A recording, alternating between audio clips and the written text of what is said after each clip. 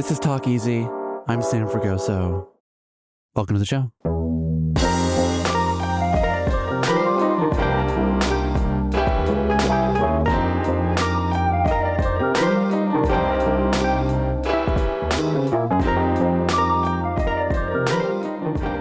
Will Welch, welcome to the show. Hi, Sam. We're taping this episode in New York City at the Condé Nast offices, where you currently serve as the global editorial director of GQ. Now, on Mondays and Tuesdays, it's my understanding that you typically have calls with your GQ affiliates around the globe. Yes. Is that right? That is correct. So that means you have to wake up at what, 4 a.m.? Our global calls on Mondays and Tuesdays are at 9 a.m. 9 a.m. Which is definitely a New York-centric time to do the calls, because that means Japan, India, it's 9 p.m. Okay. Yeah. So it orbits around New York and Will. I mean, I would like to deny that, but I guess the answer is a little bit yes. Hey, your title is global editorial director. I think you can have that one. As you can imagine, I have done my fair share of 9 p.m., 10 p.m. calls with Japan, China, etc. I assume that's how you got here. But the standing calls are oriented around New York. This latest issue of the magazine for October is all about the state of the American male. Now, I know you've locked all your pieces. You've done the photo shoots. We have it here. We do, yeah. The magazine is ready, printed, about to go to newsstands. Having said that, are you sure you don't want to pivot to any other subject right now? I do not want to pivot. We are, I really feel it is our calling as GQ to look this subject around masculinity directly in the eye. Mm-hmm. And it has been an ongoing theme of my time as editor of GQ. And I feel it's a responsibility. So I do not want to pivot. Okay, I'm just giving you a chance. Yeah. This is the time. We could be... It's entirely too late. But thank you for the opportunity. This would be the chance. You know, we could be like that Paul Rudd meme. You know, look at us. We could go to the cafeteria right now. We could just abandon the American man and talk about anything else. What about me or this topic makes you think that this is a bad idea? Nothing about you makes me think it's a bad idea.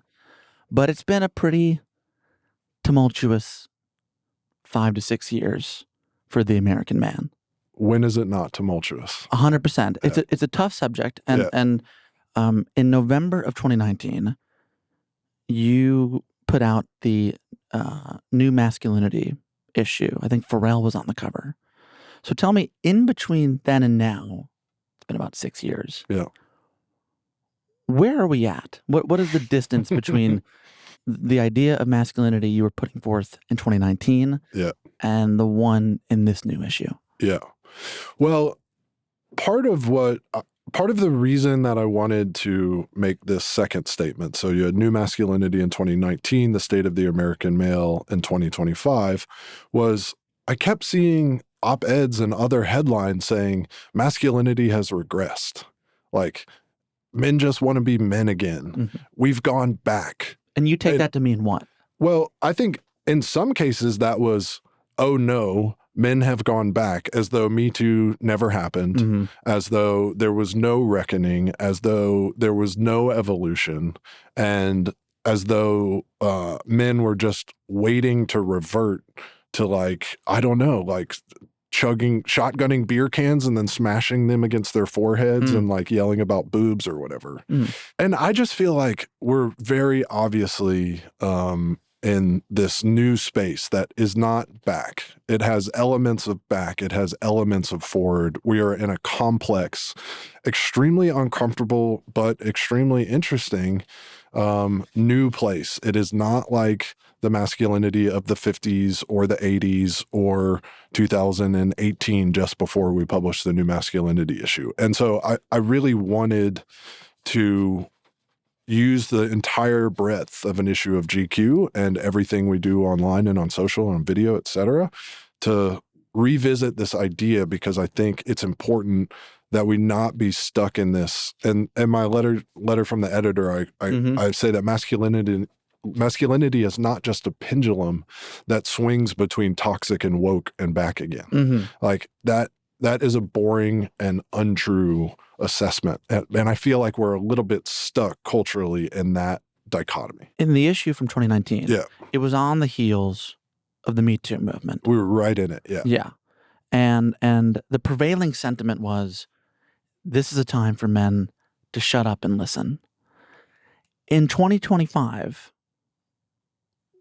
how would you describe the pendulum swing? Well, I first want to articulate something about 2019 and shut up and listen. Okay. What we found is that the shut up and listen was a paralyzing concept for men. There was just so much criticism of men and none of it was constructive. And I felt like, oh, it's GQ's role as this longstanding authority on masculinity since 1957.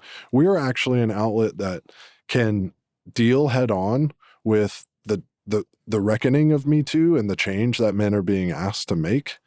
But we can work through that, but also chart a course forward, because at the time, not much of the dialogue was constructive.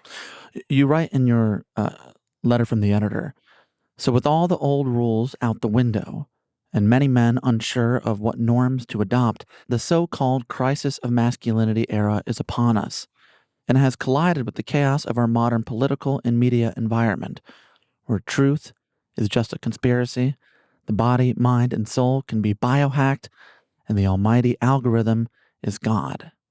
So when the thing that stuck out to me, I think your assessment seems spot on.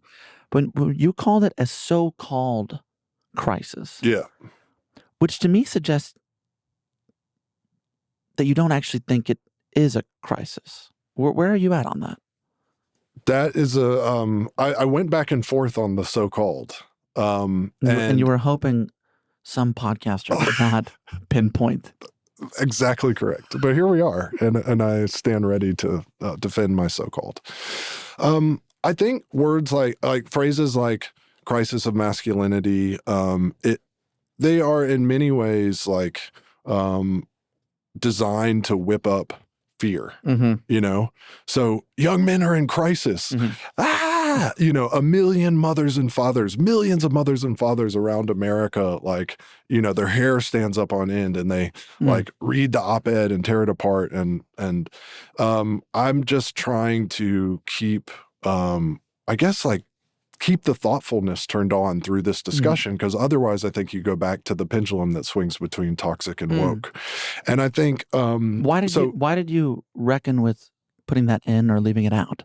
Well, because I do think that there are like strong signifiers of crisis. Okay. Loneliness, insecurity especially around socialization, insecurity around sex and sexuality.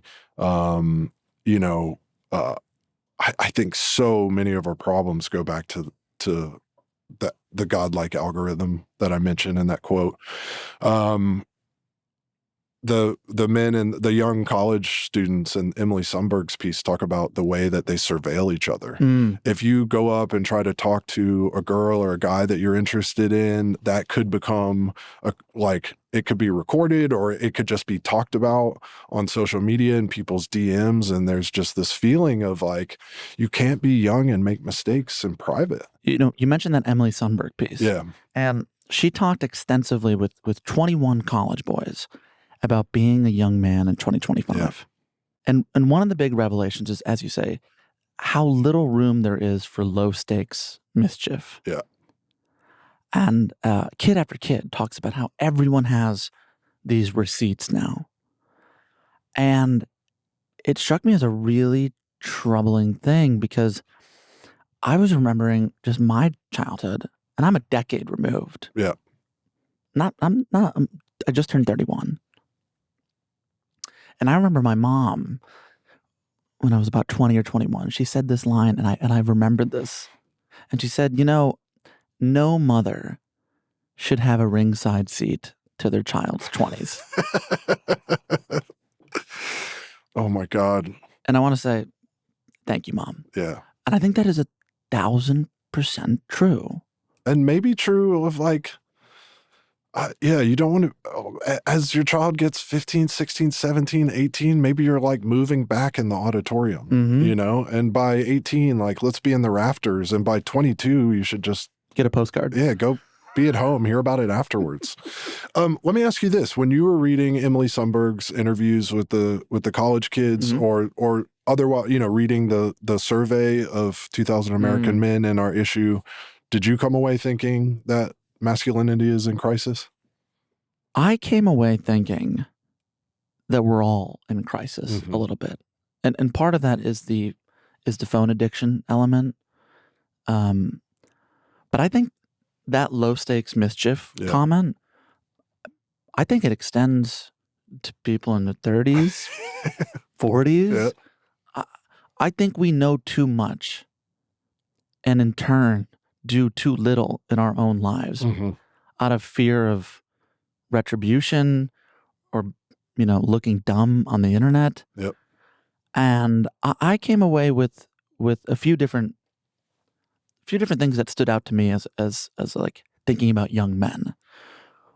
One was, of the 1,929 men surveyed, 38% felt the Me Too movement was beneficial to society. What did you make when you got that back? Well, I think the movements, including Me Too, Black Lives Matter, et cetera, have been grouped into this concept of wokeness. And wokeness has just been pilloried across the culture, starting with the political culture. Certainly the Trump administration ran on anti-wokeness.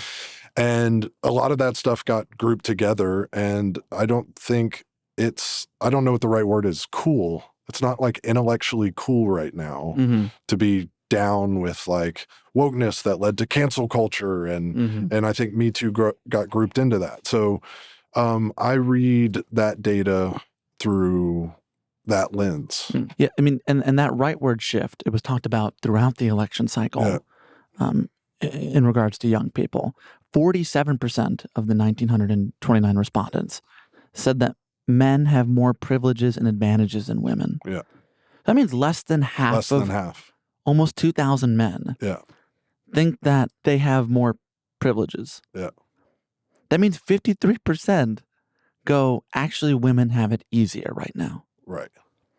That seems, I guess a decade ago in college, I don't remember anyone thinking that women had it easier. No. But a decade ago, this word privilege wasn't loaded in the same way. Right. You know what I mean? I mean, it was experienced and felt and known. It was known, but it wasn't a political term as it has become now. In the magazine, you also get into the fact that this generation, this Gen Z, they have been op-ed-ified and written about so much. And I have 3 younger siblings. They're all Gen Z. And even I, with 3 people, you know, I have an investment in this group. Even I have thought, man, the New York Times, they seem really interested in whether Gen Z is fucking or not. Totally. Like, I don't remember anyone. Drinking. And drinking and doing drugs. And I don't remember any adult ever being like, make sure you go out and fuck. Drink. And do drugs. Like, that was like the thing you do quietly and scamper off and hide from your parents. And now it's like one of my favorite songs is like drink, smoke, and fuck, you know? 100%. It wasn't a social dictate. And it wasn't an anthem from your own parents.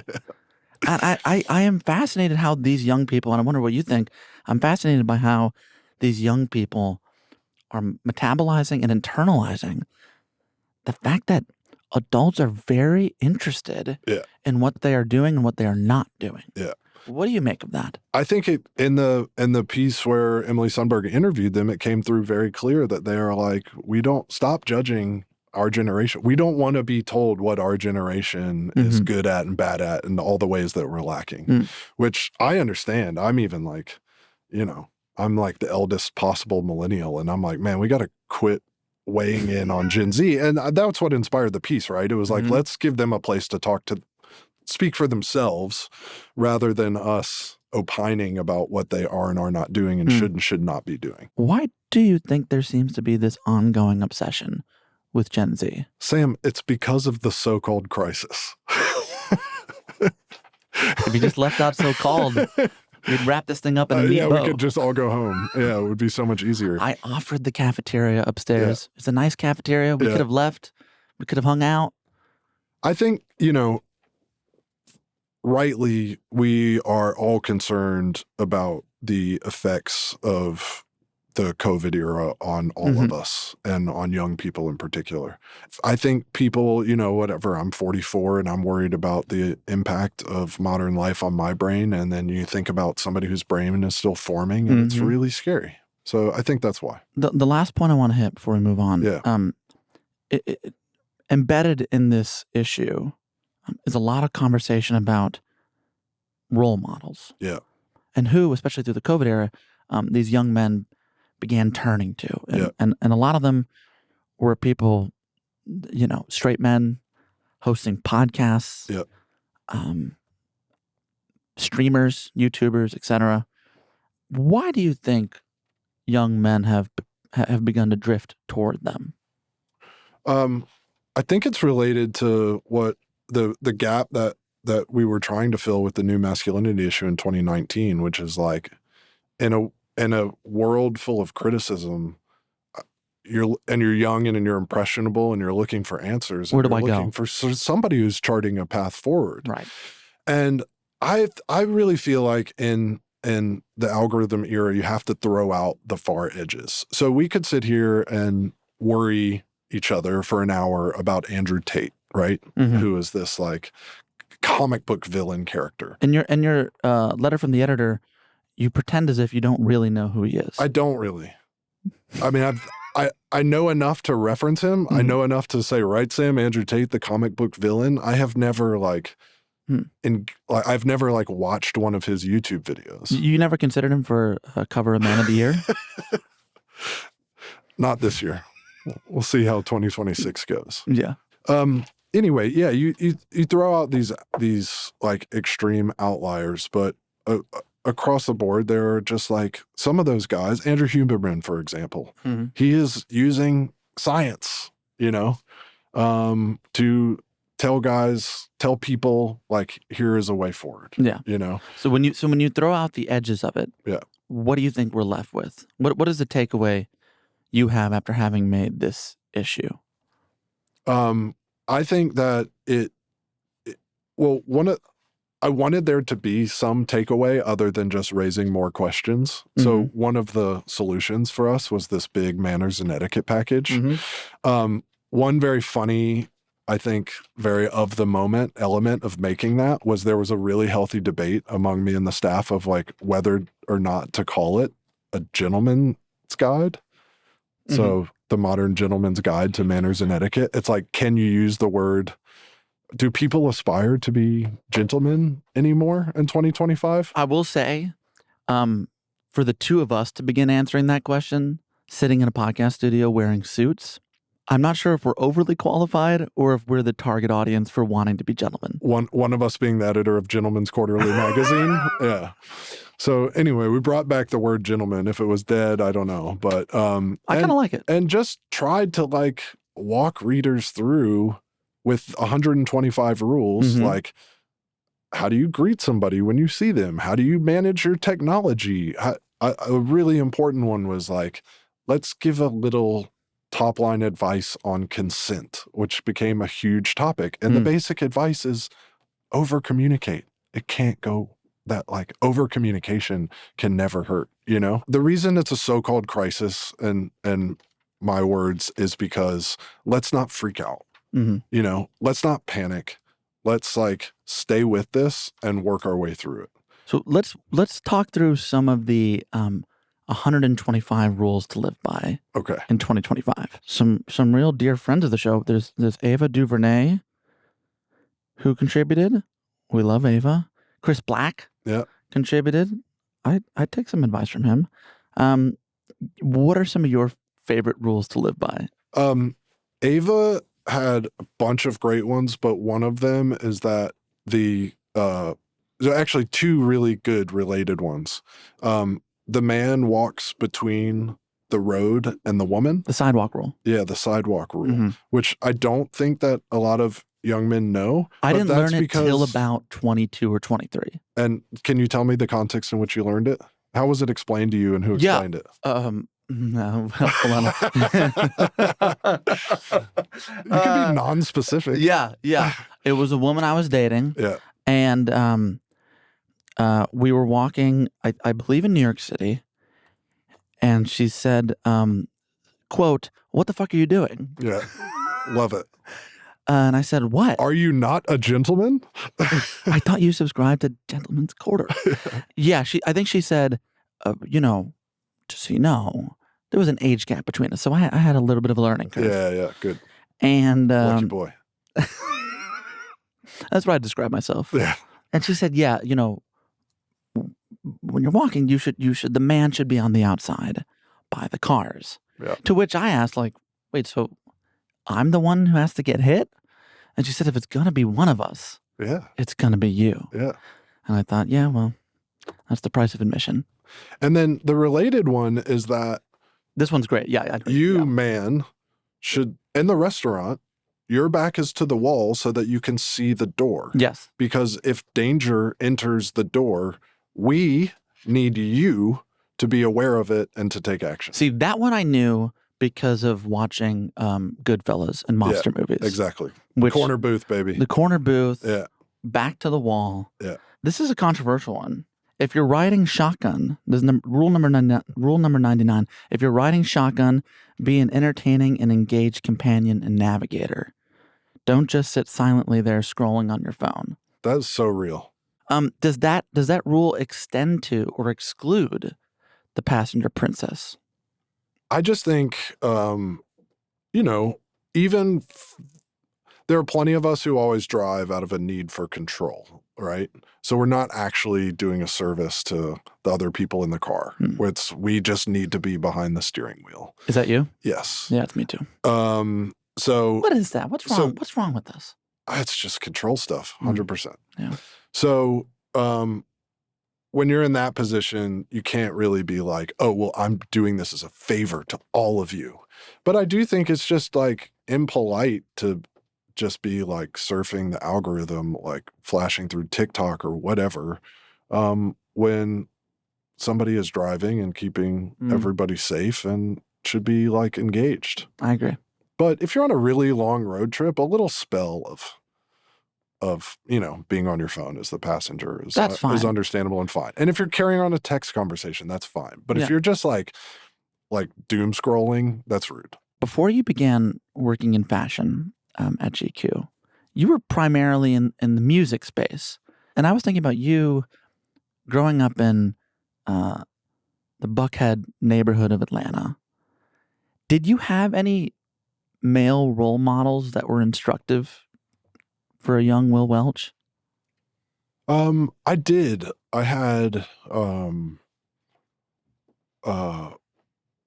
very present father. He was a lawyer. Yep.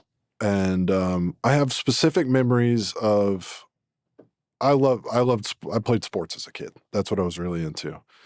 And my dad would sit on an overturned bucket. When I was in Little League, I was a pitcher, and he would catch my pitches in the driveway for like a long time on end. I'm very tall. I'm 6'6", and late in puberty, I was having some pretty severe growing pains, and he would karate chop the back of my knees at night, which would alleviate some of the severe growing pains and allow me to fall asleep. And that stuff is like unforgettable and extremely generous. So dad is number one for sure. I also had an older sister who had some really cool boyfriends and male friends that were around the house a lot, hanging out. One of them taught me how to throw a spiral, the football. I was in 7th grade. He was the 9th grade quarterback. It was very cool. Yeah. So learning how to throw a football with him. He wasn't like a a role model or a mentor, but that was just like a very cool moment. Mm-hmm. And then there was another friend of my sister's who like taught me about the Allman Brothers, and there wasn't a lot of like cool music being listened to in my high school, Mm-hmm. but learning about the Allman Brothers at a young age. And then especially a teacher, a couple teachers, English teachers particularly. One, his name is Frank Finswaite. And I really credit him with the like early stages of teaching me how to think. Mm. How do you mean? Well, as an example, he would show us footage of Adolf Hitler giving speeches in Nazi Germany. And he would challenge us on the idea that if we were our age in Germany at that time, are we sure that we wouldn't have been caught up in the sweep of Nazism? And if we're sure, how could we be sure?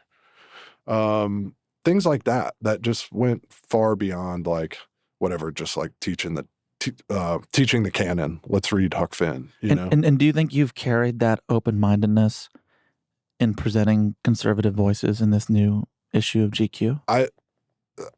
I don't know if I can like directly draw a line, but I absolutely think they're correlated.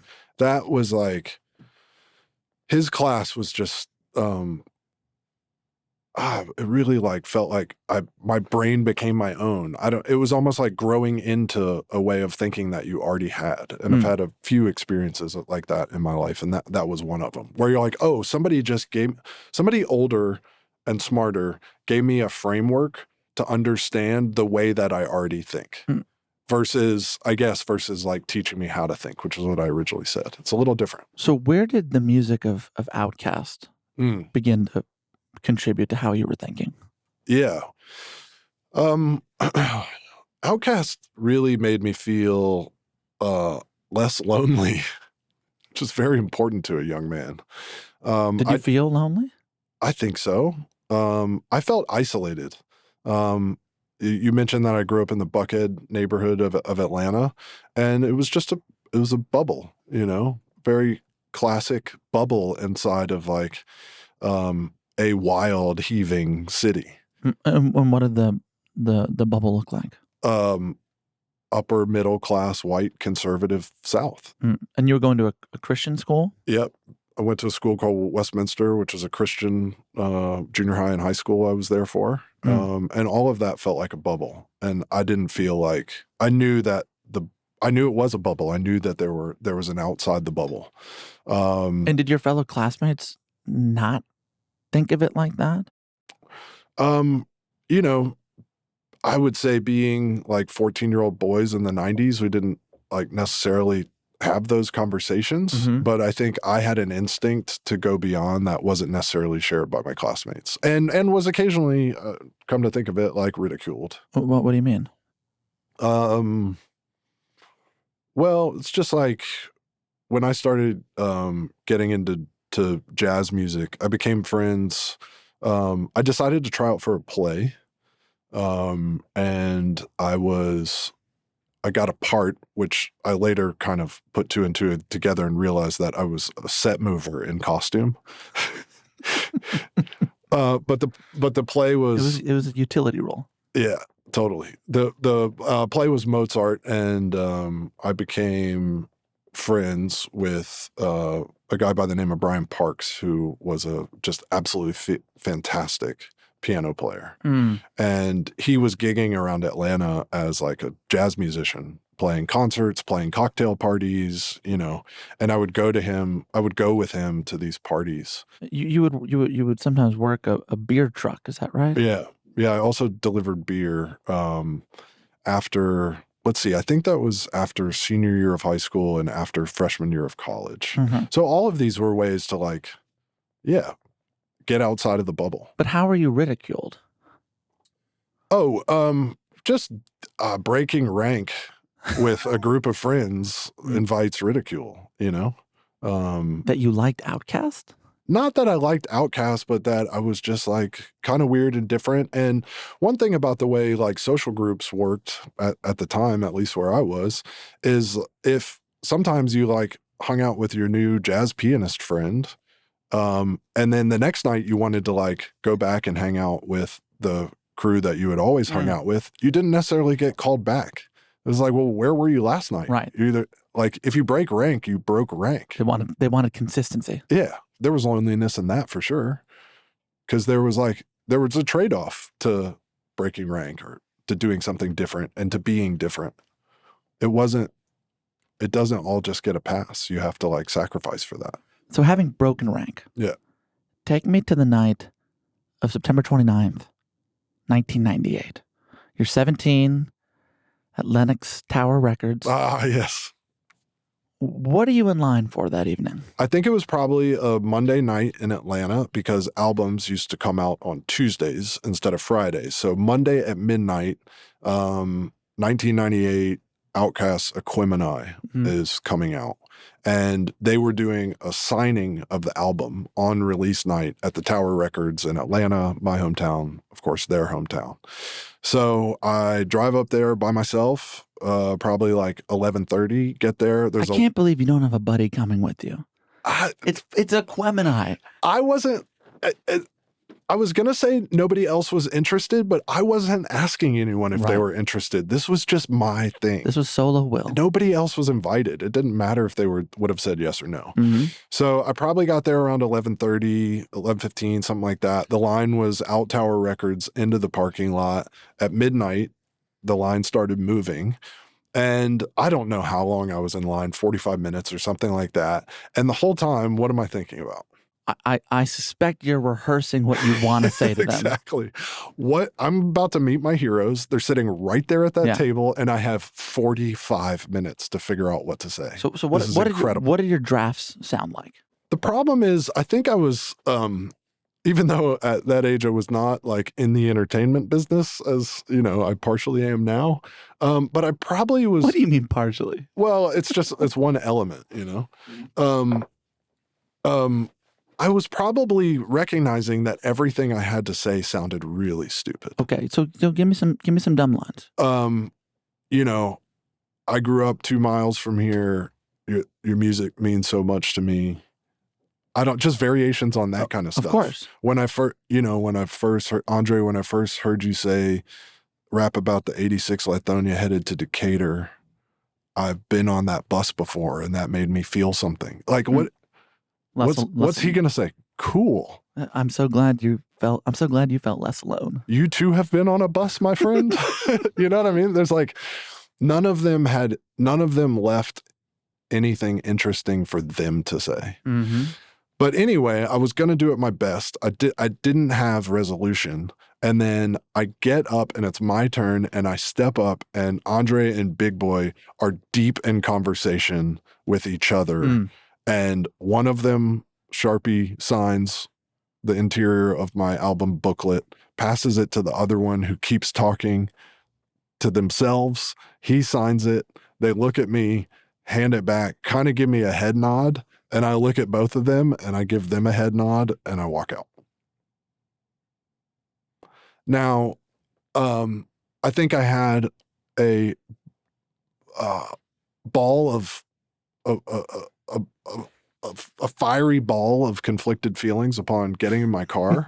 But I put the album in and I drove around and I listened to it and I dealt with that. But it has been quite joyous many years later to tell that story to each of them and to have them laugh. So from the fiery ball of conflicted feelings. Yes. Will goes to New York, attends Columbia, graduates, and quickly gets a job at the Fader. Yeah. Now, you've described your time at the Fader as, quote, a mix of hard work and alcoholism. Yeah. What's the question? That's true. What did that look like for you?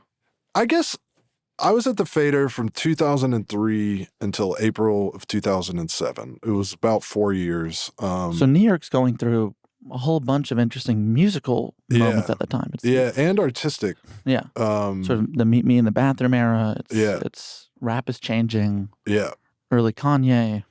Yeah. I mean, for me, I wrote about this in a recent editor's letter. It was like, wow, I'm at the same bar as Ryan McGinley.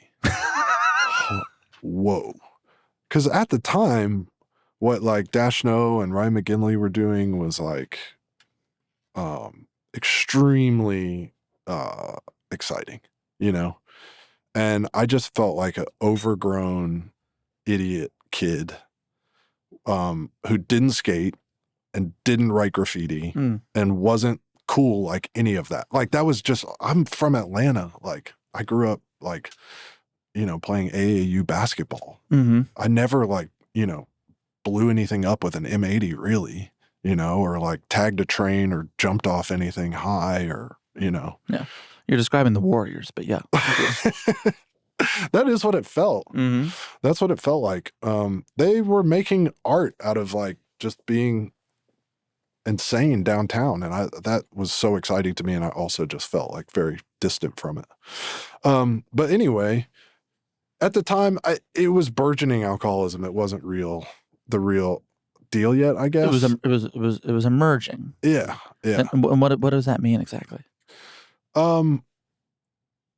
It was just work hard, play hard. Like, The Fader was a magazine, independent music magazine, office on 23rd Street, but felt very downtown. And we just were this small group of like 5-6 people, a changing cast of characters over the 4.5 years I was there, but 5 or 6 people who were doing this thing, you know, like soup to nuts. So I learned about the first time I went out on a writing assignment, the photographer was with me. And so I was learning about photography. I was learning about graphic design.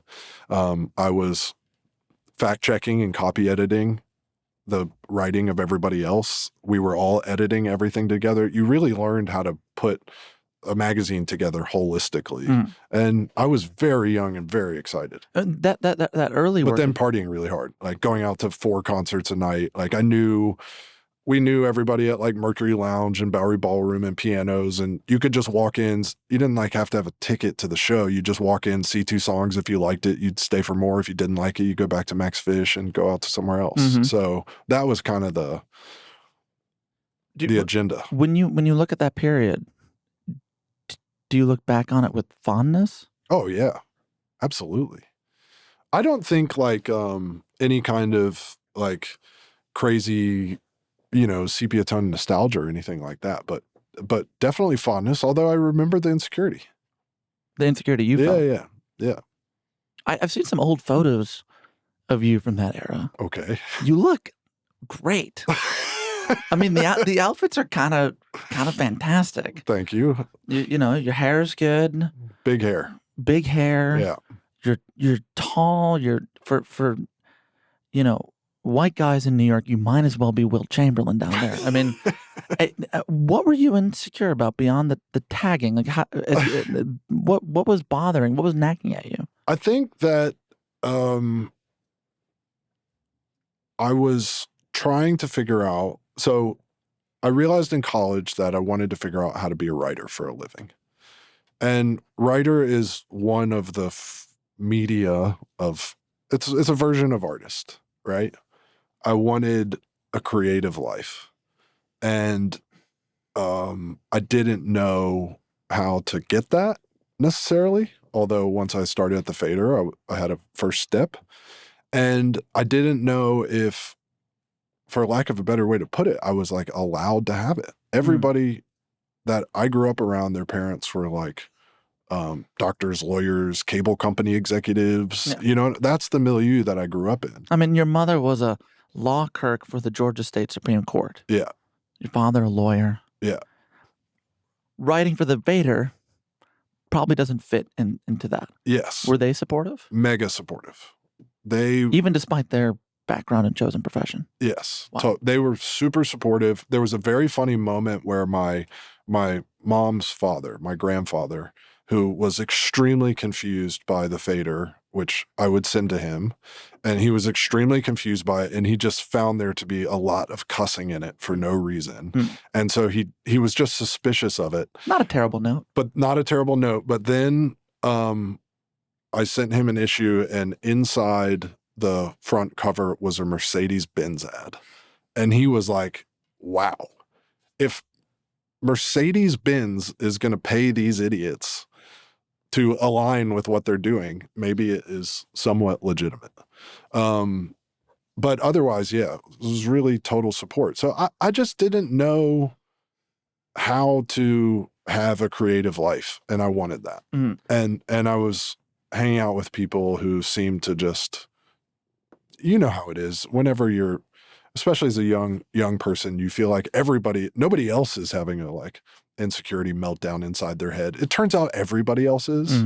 But you know, one of my best friends, Jason Nocito, who at the time was like one of those people, I still look up to him, but I really looked up to him. He was a really amazing photographer who shot for the Fader and other places, and he tells the story of he thought I was kind of a dick because I like wasn't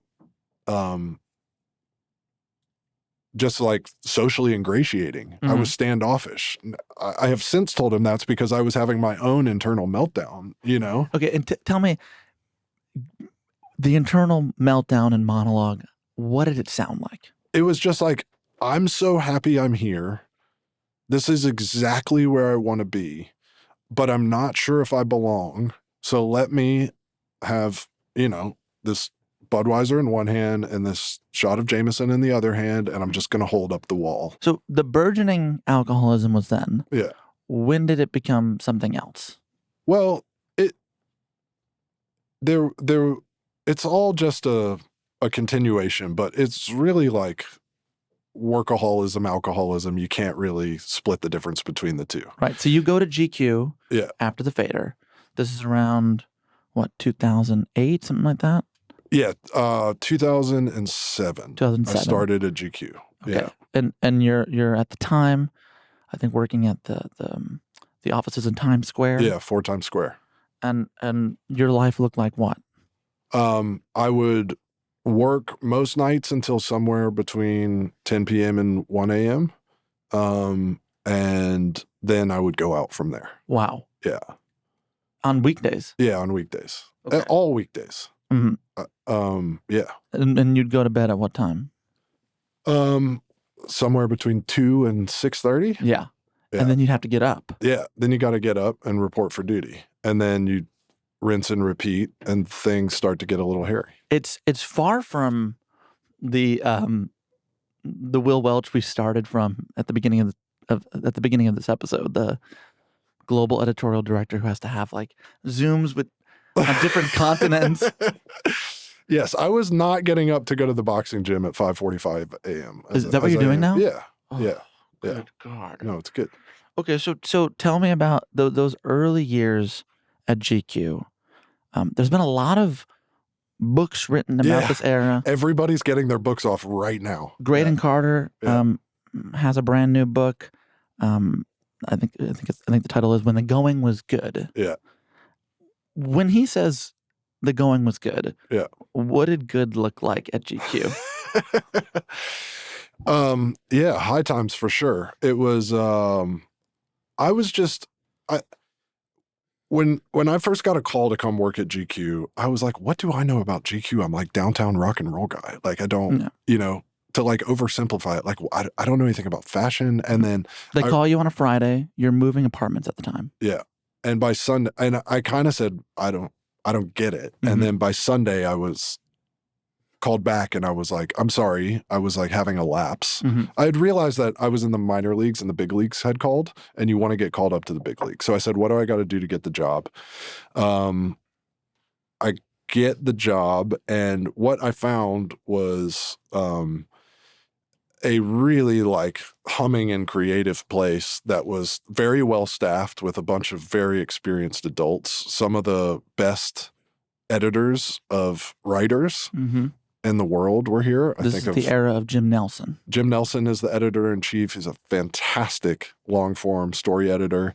Andy Ward, I think his title was probably executive editor then. He's since gone to Penguin. Right? Yeah.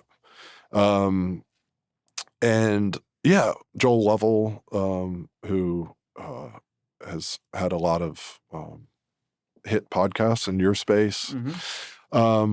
all these great editors, writers, just a big cast of characters. And we had some of the best magazine writers in the world, all over the world, working on stories. I mean, just a short list. Just a short list for people to remember. Yeah. George Saunders. A good place to start.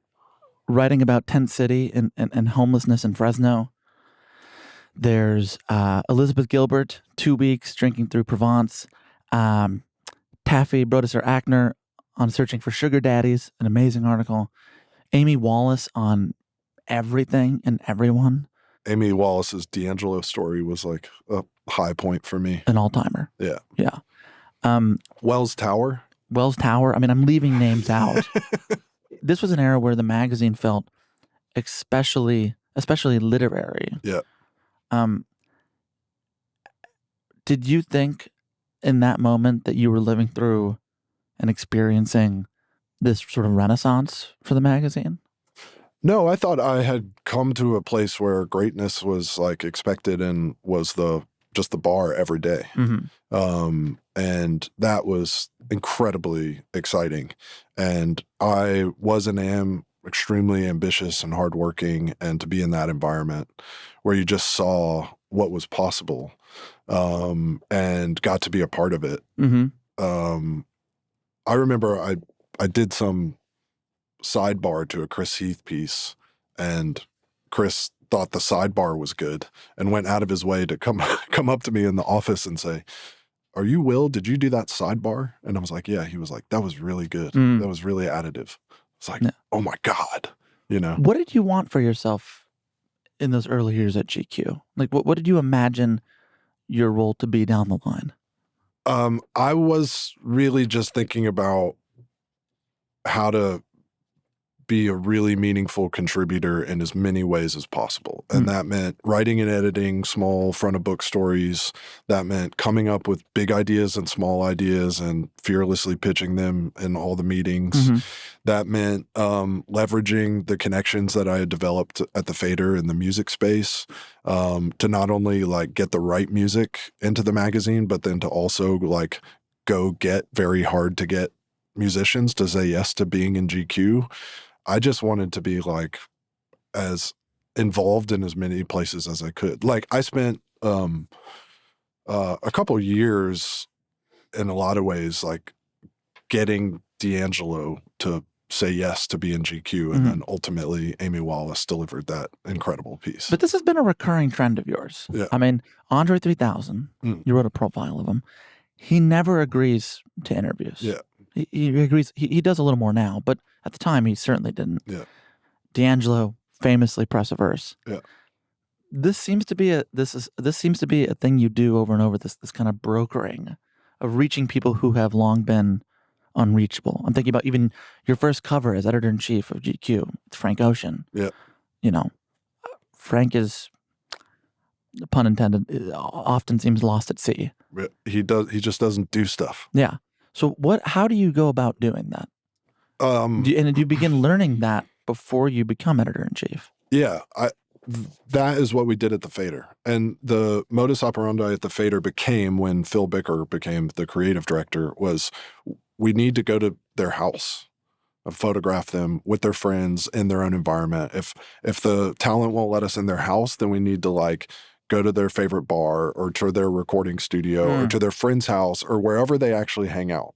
And we're going to do this kind of like stylized reportage photography that has like a really specific vibe.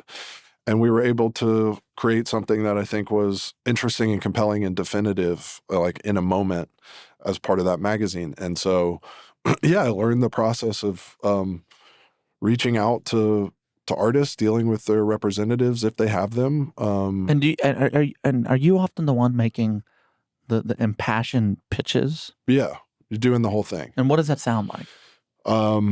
Well, first of all, you got to keep it short. Like, I ain't reading all that is a very big part of like our industry. Okay, so 2 to 3 sentences. You got to keep it tight. Okay. And then for D'Angelo, what do you say?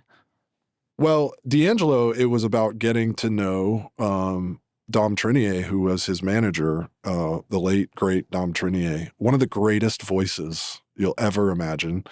And I got to know Dom, and like we chopped it up, and he thought that D'Angelo being in GQ would be great, but he had as little idea as I did about how to make that happen. But we just were like, well, we set an intention and just started chipping away at it. And there were a lot of false starts and ups and downs to the process. But to me, it was like all worth it because Voodoo is one of the greatest pieces of recorded music ever.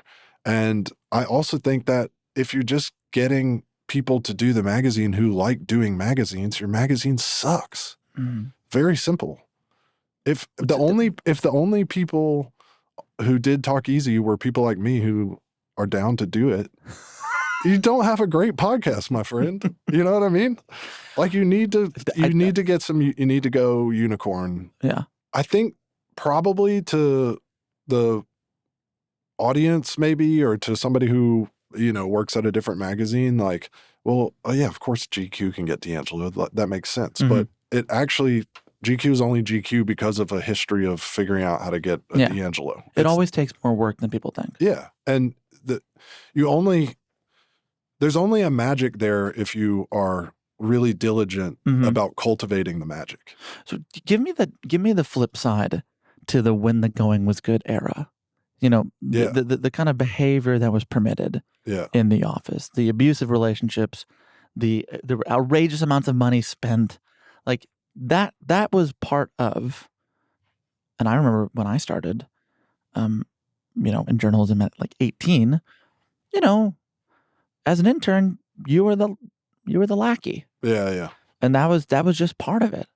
At GQ, there was a incredible creative environment. So I remember I had just gotten, it was my first week at GQ, maybe my first day, I don't remember exactly.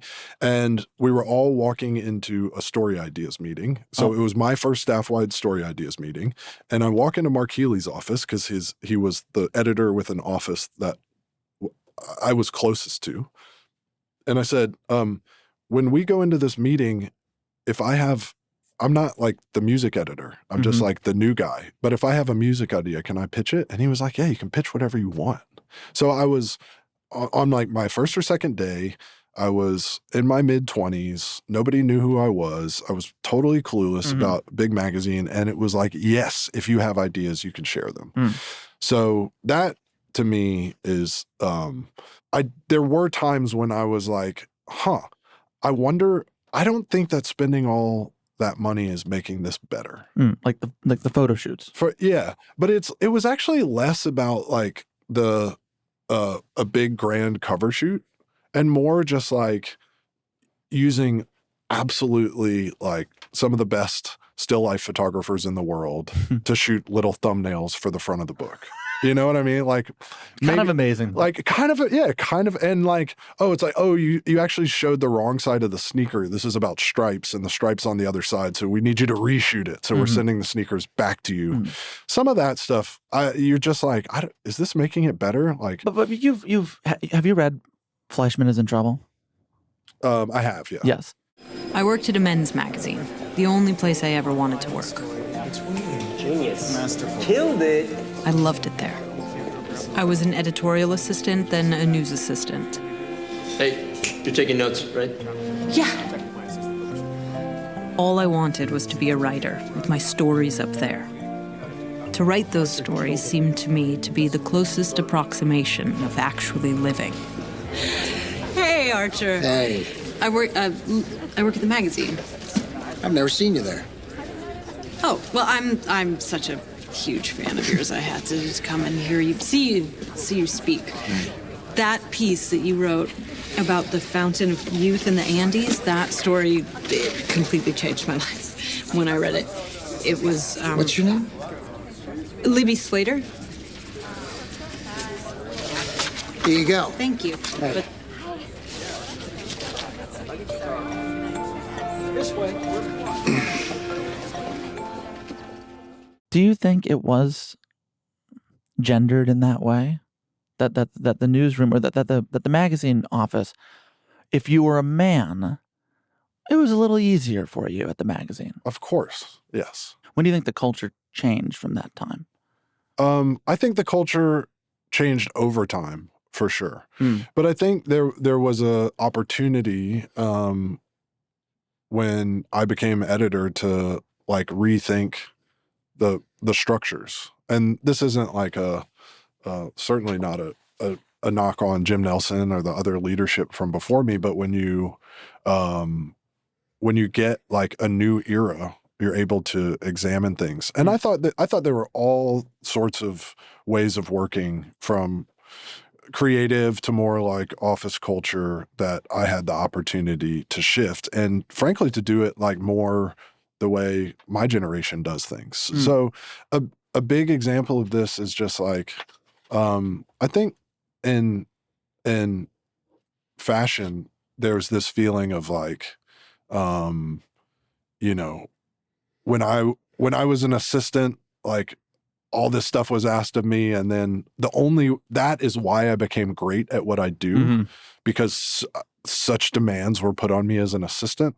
So now I need to do that, not only so that I get what I need, but so that these young people become great the way that I did, you know. A hurt people situation. A little bit of that, yeah. And again, I'm not like talking about anyone specific here. It's just like from the way that like a lot of it has to do with the nature of freelancers, you know, photo shoots, fashion, etc. I just think we've been able to really update the software. So I want to talk about your road to getting the job as editor-in-chief. Sure. And that new masculinity issue that comes out in 2019. But before we get there, you talked about, you know, the beer and the Jameson being your drink. And I heard you talk about this with your friend Jason Isbell. Yeah. On Death, Sex, and Money. And you talk about how somewhere between 2012 and 2014, I don't know when, you walk out of the office in Times Square. Yeah. And you call Jason. And you say something to the extent of, this is not working anymore. Yeah. What is that phone call? That phone call was like please throw me you seem to be on a raft. I think there is a what do you call a lifeline? A lifeline. Yeah. As I give you one. Yeah. Like, throw your boy a lifeline. Okay. I'm about to drown. And what What did you need saving from? I needed somebody to give me encouragement and a little bucking up, a little confidence that I could overcome my dependence on getting fucked up, on drugs and alcohol. Yeah. That's what the call was about. It was like, okay, like, you tackled this. What's the first step? And what did he say? Well, first of all, he just said, like, you're going to be okay. I think there was an element of, if I'm being honest, I think there was an element of, I was so put together. I was like a really successful young editor at GQ. It was all working, you know. I wasn't, to people who knew me really well, which Jason does, but I guess it's just a matter of degrees. He was a little bit like, maybe it's not as bad as you feel right now. And I was kind of like, no, it is. And he was like, okay, cool. And so what I did at his suggestion is I went and I found, I think I went to an NA meeting, so Narcotics Anonymous, on St. Mark's Place. I just thought, if you need to go to a meeting like St. Mark's seems like the place to do it. And it was awesome. It was grisly and great. Had you had moments before that call to Jason where you thought, okay, I may need to change something here? Yeah, I was working with a therapist, and he was very old, which I do think had something to do with this perspective. He was a little bit like, you're probably fine. You just need to get this thing under control.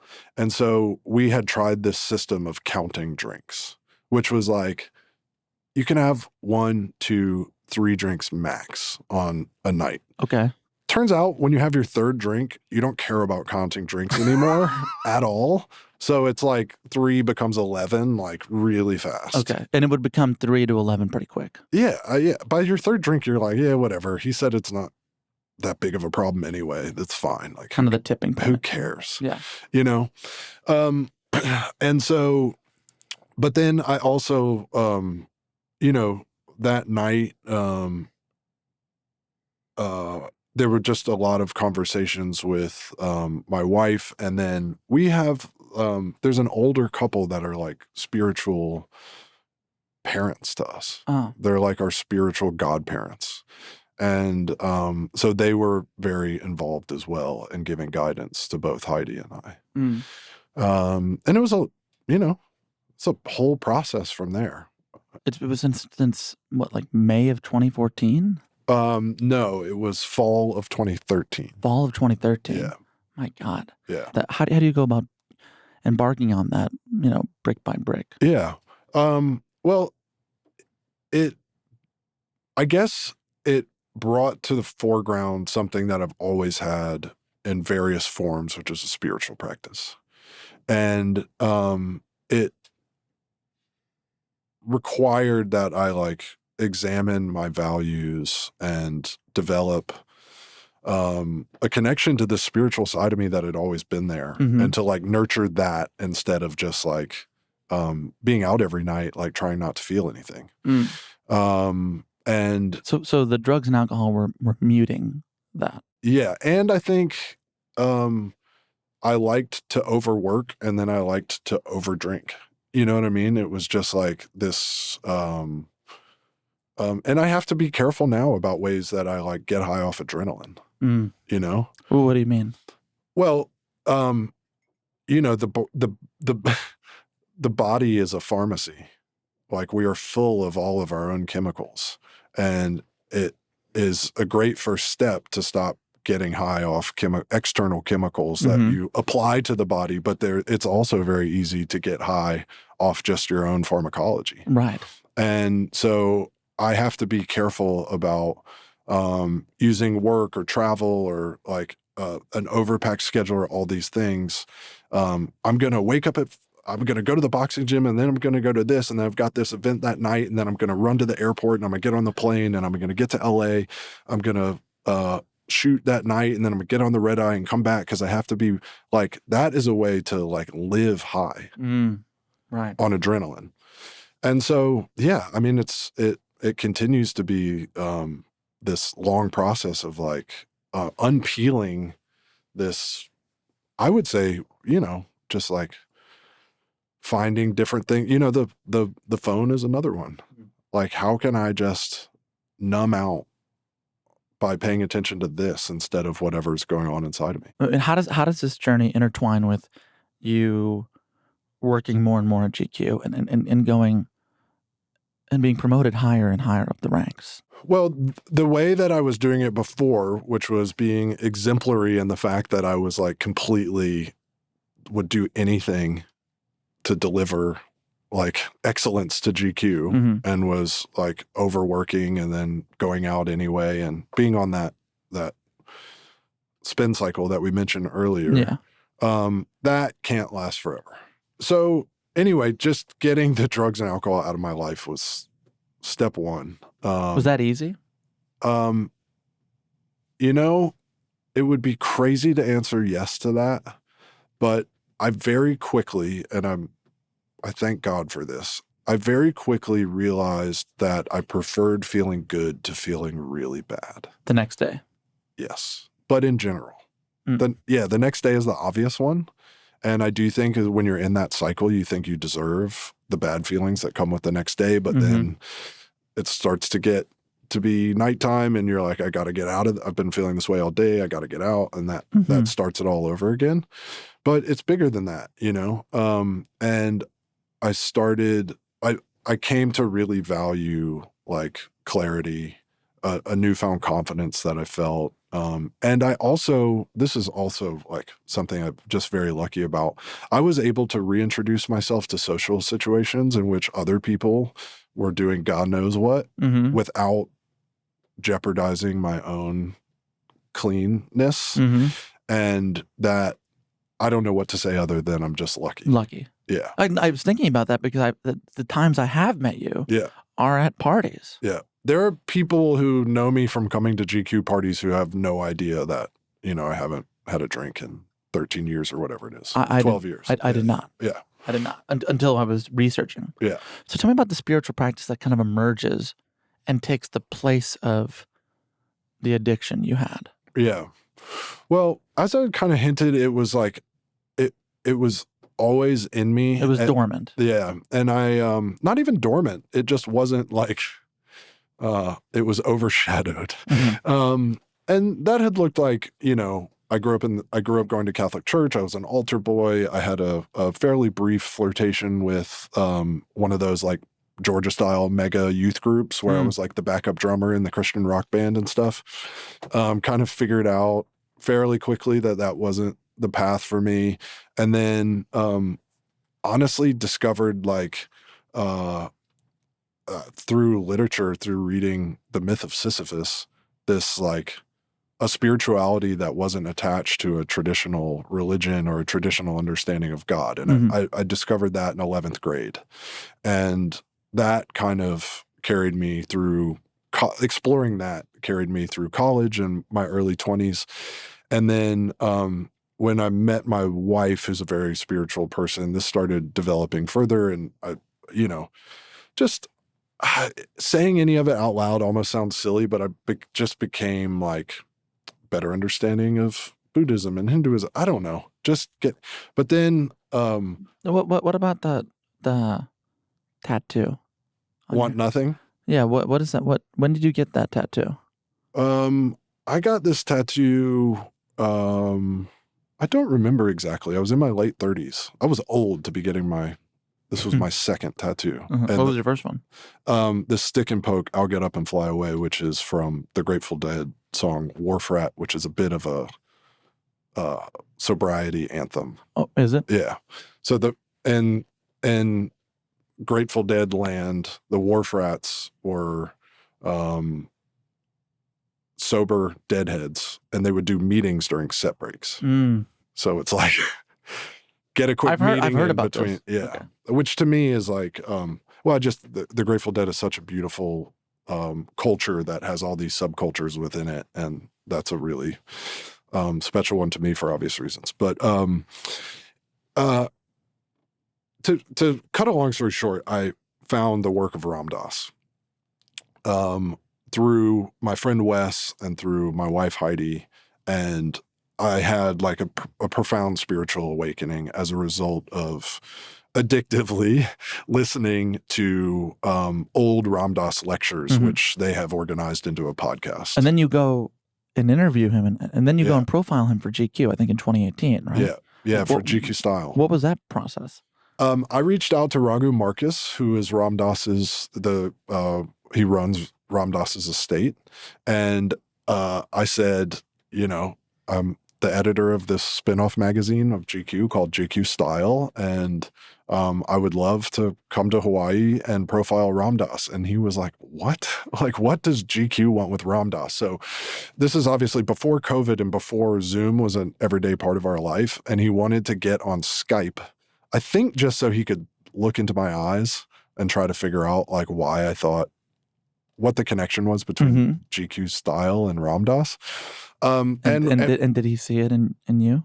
Yes, he did. We got on Skype and he recognized that I was like, he probably recognized that I was like in the middle of a Ram Dass inspired spiritual awakening. And they invited me to, me and the photographer Pari Dukovic and the painter Wes Lang came as well, to Maui to spend time interviewing Ram Dass, which was like, one of the richest experiences of my life and career, both. Is there a moment from that trip when you think back on it now, like in this moment, is there a moment that you hold on to that sort of crystallizes something for you? Yeah.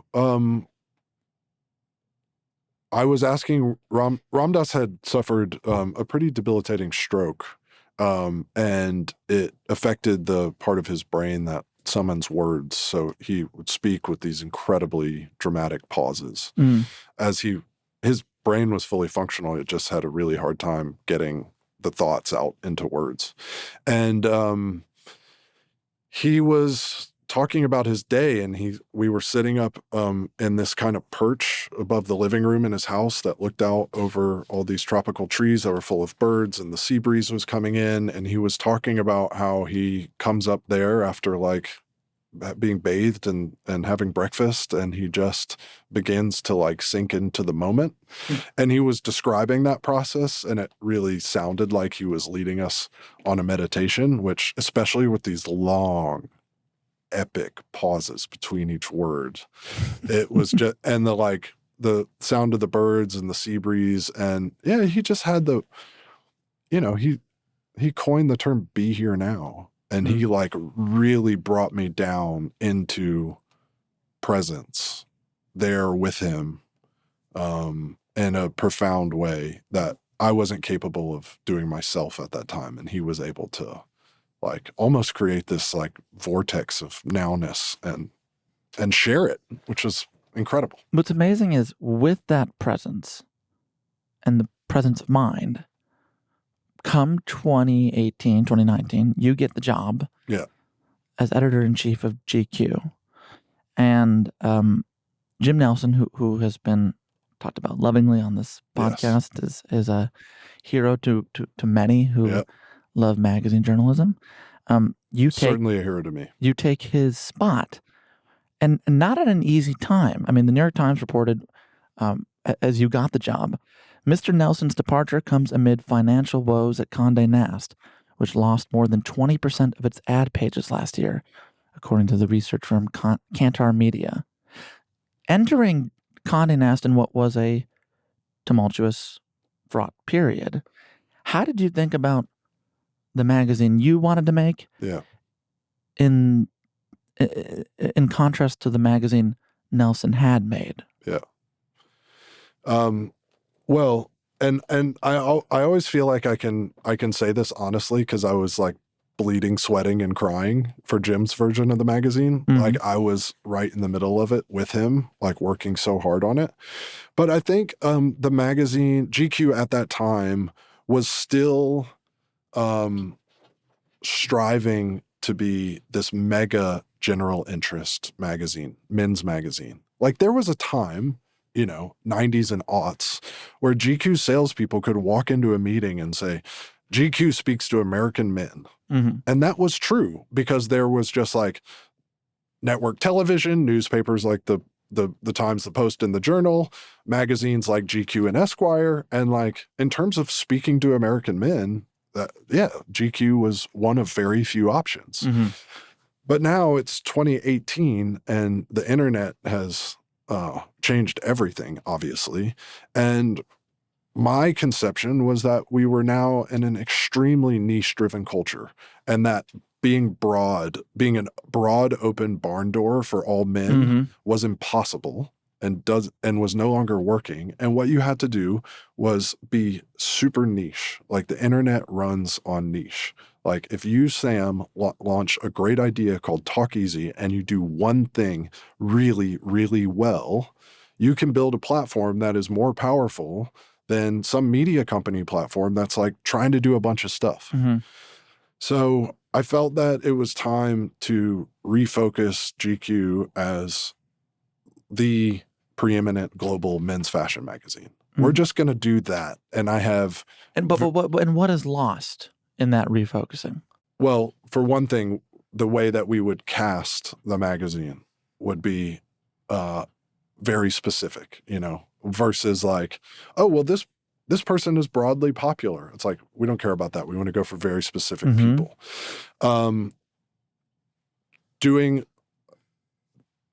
This is like a big one in terms of change, and I think something that my version of the magazine has been critiqued for, doing long-form journalism about literally anything, There was a time where GQ was really flexing its muscle and its breadth by being able to cover anything. You know, it was like a full-on fashion magazine and a full-on politics magazine and a full-on entertainment magazine, like a E-Weekly or something. You know, it was all those things crashed into one.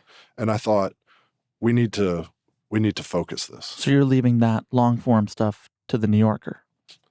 We are leaving elements of it. I mean, we still do a lot of it, and we do it very seriously and very proudly. But not with the breadth. And frankly, you know, over time, our ability to prioritize everything budgetarily also changed. Do you read the critiques? Yeah, of course.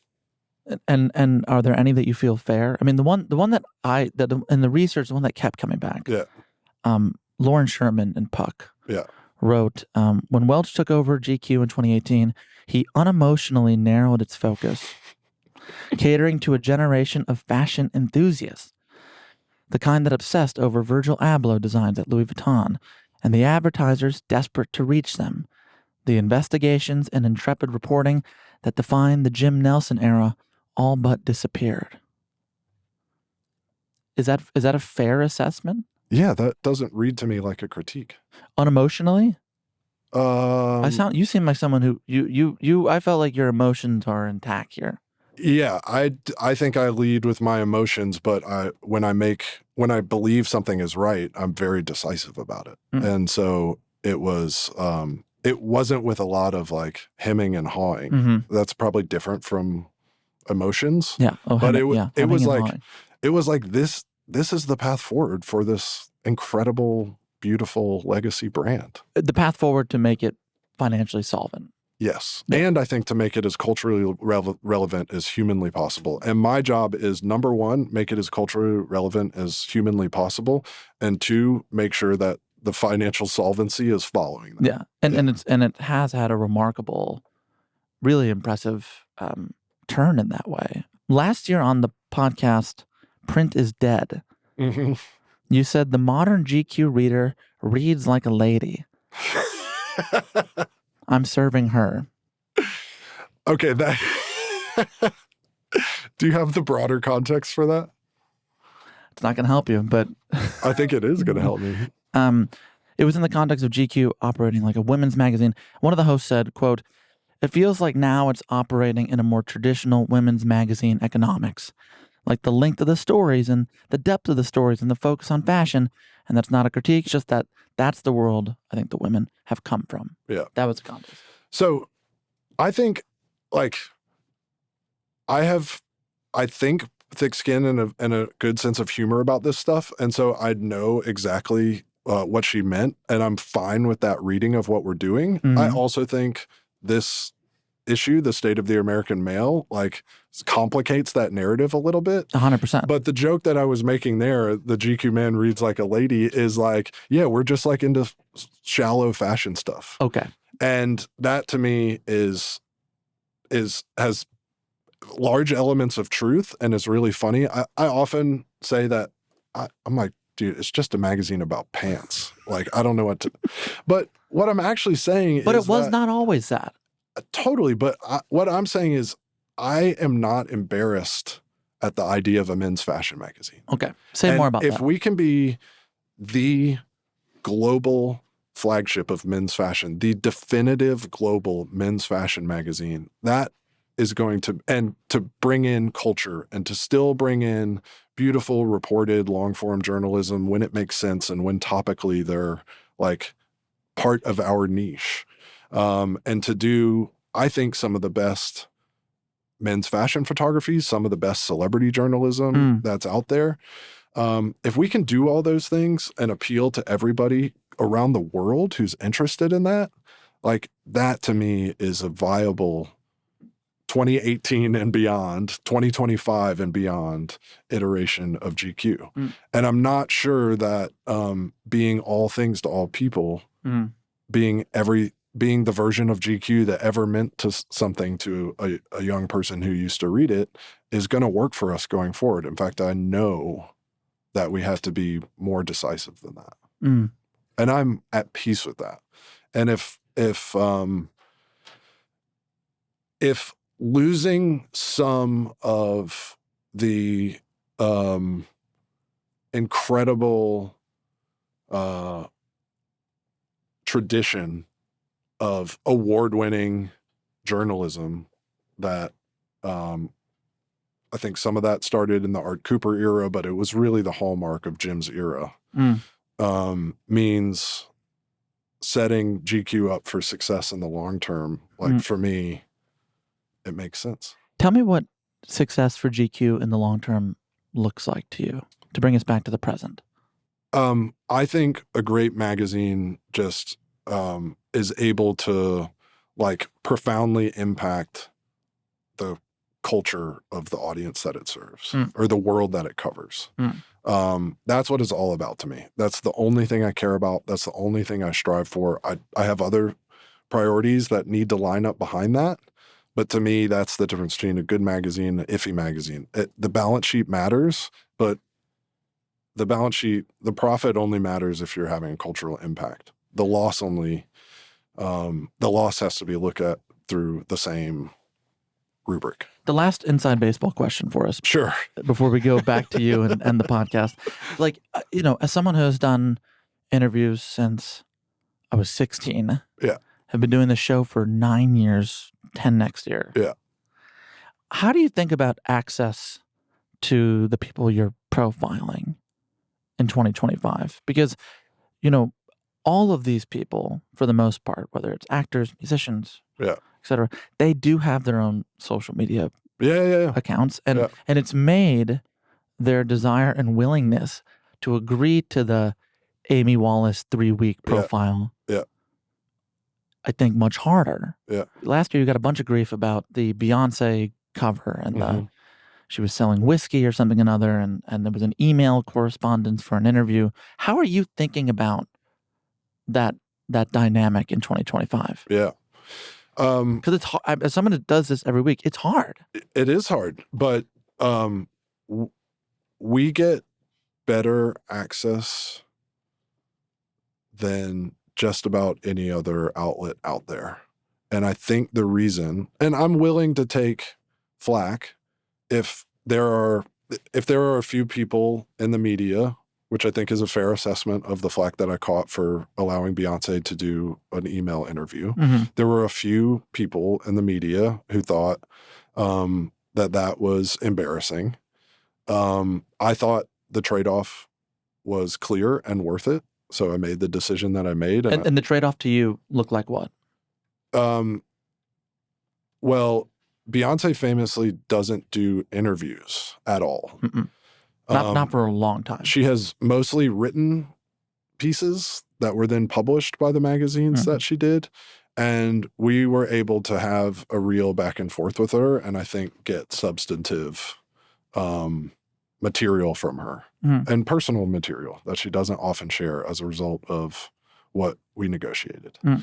And I just think she's an exciting and powerful force. And because we were able to get like real material from her that I stand behind, I think it was worthwhile. And I also think that if you look at the access that we get across the board, it is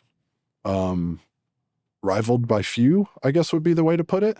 And we do that by having a really dynamic, but very demanding bar of excellence that we need. And I think the majority of our celebrity profiles required 2-hour interview sessions. And I don't think there are many out there that are getting that anymore. And I think GQ and the New Yorker are pretty much the only places getting that regularly.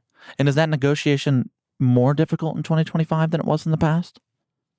It is, but by standing our ground on it, and I think hopefully proving issue by issue that like it's worth. GQ asks a lot, but it's worth it. You get back more than you give. High reward from the perspective of like the subject and the people advising the subject and the impact it makes. Yeah, if we were asking that and we weren't delivering much that was interesting to an audience, then we wouldn't be getting it. As we go, I want to wrap our way back around to the issue. I was thinking about the tattoo on your hand. Yeah. Want nothing. Yeah. Which, like, as someone who's the editor-in-chief of GQ, Yeah. a magazine that instills a desire, even in me, Yeah. to want plenty of things. Yeah. How do you hold this juxtaposition? Well, am I off? I could be off on this, but I mean, no. I've been thinking about this a lot for you. I think you're putting your finger on something that is hilarious, for lack of a better way to put it. I guess hilarious because it's close to the bone. No, hilarious because it seems like so outwardly contradictory, but to me is just what's joyous about life. There are many lessons that anyone could glean from any number of places, but that for me, one of the ones that came from Ram Dass was just about attachment, right? And the basic idea is that moving through life is just grist for the mill of awakening. What we're all here to do is to wake up. Wake up. I certainly was asleep and needed to wake up on all these different levels. And nothing is just one way of making a declaration about attachment. And I think it's fine to want to have the nice suit that you're wearing now, but are you really attached to having it? Or what are you really attached to in life and why? And how can you renegotiate, loosen those attachments? And this is just one way of putting it, and it happens to be screaming from my hand. And I happen to be the editor of a fashion magazine that is full of desirable things. Is GQ, I guess what I'm trying to get, is GQ undergoing a spiritual awakening? I think it's always had that as part of it. It certainly did under Jim. It had a moral compass, a conscience, a desire to play with ideas about fashion and the good life, but to also be looking at the deeper elements of what it means to be a human. As we go, the theme of this year's Met Gala was dandyism, and it was the first exhibition devoted to menswear in more than 20 years, I think. Yeah. I want to go micro and macro here as my last question for you. Big picture, what does this celebration of menswear say about this moment in fashion, in men's fashion? What does it portend? Yeah, well, I think that for many years, very clearly, men were just the sideshow at best, and the great fashion Olympics, and that has been changing. And I think part of what the exhibition about dandyism that the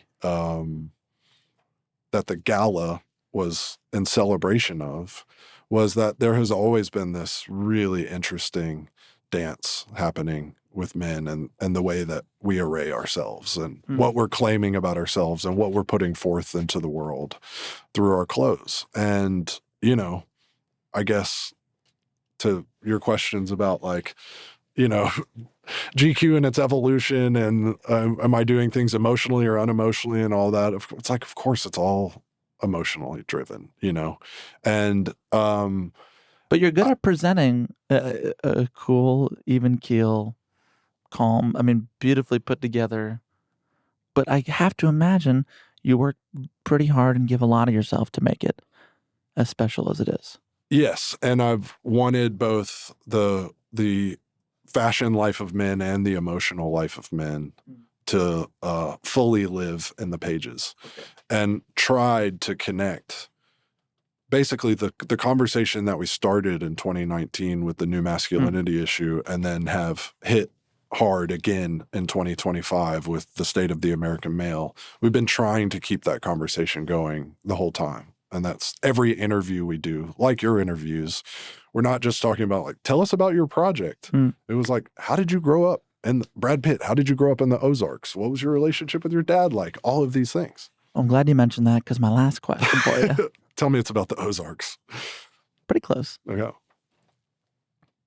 Will Welch, 17 years old, in a line at Tower Records, picking up a copy of Aquemini by himself. Yeah.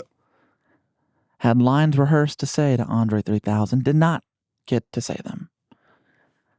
And I wonder, in terms of an emotional moment, I noticed that your outfit at the Met Gala was made by someone I was not totally familiar with. And I thought, tell me about the convergence of 17-year-old Will and the one before me right now that night. Yeah, well, when the Met announced that dandyism was the theme, and when Anna invited me to go this year, which I always appreciate, I thought, okay, the theme of the Met Gala is Black dandyism. How is my 6'6" white self going to be appropriately arrayed for this event? And I thought, well, I know arguably the greatest living Black dandy in terms of dresser, and he also happens to be a hell of a designer, which was Andre 3000. And so I just texted him and said, you know, I don't know where you're at with making clothes right now, but is there any chance that you would make me something to wear to the Met Gala? And he was like, funny enough, he was like in Amsterdam working on the return of his fashion label. And he just said yes. And so we embarked on this collaboration. And I thought a lot about like, I do think when I like tap in with 17-year-old me, like, how do you feel about this? I'm just like, I'm freaking out and can't believe it. And really like felt that and appreciated that. And we were like in the van in the long line to arrive at the Met. And Andre had heard it before, but I was telling the other people in the van about like the Tower Records story and essentially saying like the long road to tonight. But at the same time, I was like, I don't have a different relationship to what it means to stand next to or know a hero now than I did at 17. You know, at 17, it was just like peeing my pants, trying to think of something cool to say.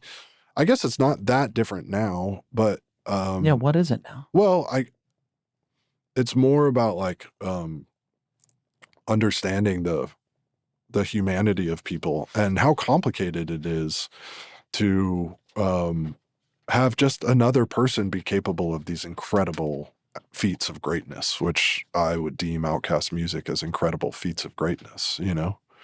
But you don't want to confuse somebody who's capable of incredible feats of greatness for being like an immortal god, because it's just not so. And you felt which way standing on the carpet next to him? I thought, my God, that would have been funny if he knocked me out cold when he swung around the piano and the piano leg almost clocked me. That actually would have been the kicker of all kickers. Yeah, from not saying anything to him at 17 to knocking you out at 44. Yeah. I think the full circle moment of that is kind of amazing. Yeah. To close, this editor letter, I think it speaks a lot to this conversation. Maybe you want to read just the end here. Oh boy. Okay. Start with, yes, men are. Yes, men are awkward. Yes, we are too slow to change. Yes, we are easily and often misguided, but still, through our ups and downs, our heroic breakthroughs, and our inconceivable missteps, we stumble forever and only forward. Because masculinity, like America itself, can never become what it was before. It is always changing. It is forever new. It's funny that line about masculinity also feels like it could be a mission statement for the magazine itself. I think so, yeah. Trundling forward. Yeah. Trying to evolve and trying to reach out to our readers and help them do the same. That is the mission. I so look forward to seeing how you continue doing that in the years ahead. And thank you for answering all the questions. We took the circuitous, we took the scenic route, Thank God. and thank you for all the time today. Thank you for having such thoughtful questions for, a guy who's usually asking them. I appreciate it. Will Welch. See you soon. Thanks, Sam.